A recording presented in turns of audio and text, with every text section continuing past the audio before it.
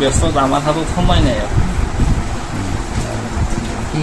কেইটা মূর্তি বনাই এবার কেইটা অর্ডার আছে এবার 5টা অর্ডার হয়েছে কি কি সামগ্রী লাগে আপনার বাঁহ খের পুতলি গাজাল মাটি কাঠ পূর্ব তুলনাত এইবোৰ বস্তু ৰ' মেটেৰিয়েলৰ দাম বাঢ়িছে আগতকৈ এইবাৰ বস্তুৰ দাম বাঢ়িছে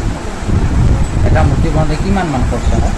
খৰচা হয় 10,000 11,000 বিক্ৰী হয় 20,000 21,000 আৰু জিলাৰ বাহিৰতো যায় বাহিৰত এটা জাকুপাহাৰত যাব আৰু চব বঙাইগাঁও ডিষ্ট্ৰিক্টত কিমান বছৰৰ কাম এই কাম জড়িত এইটো আপোনাৰ ধৰক 50-60 বছৰ ধৰি চলি আছে আগত আমাৰ আটা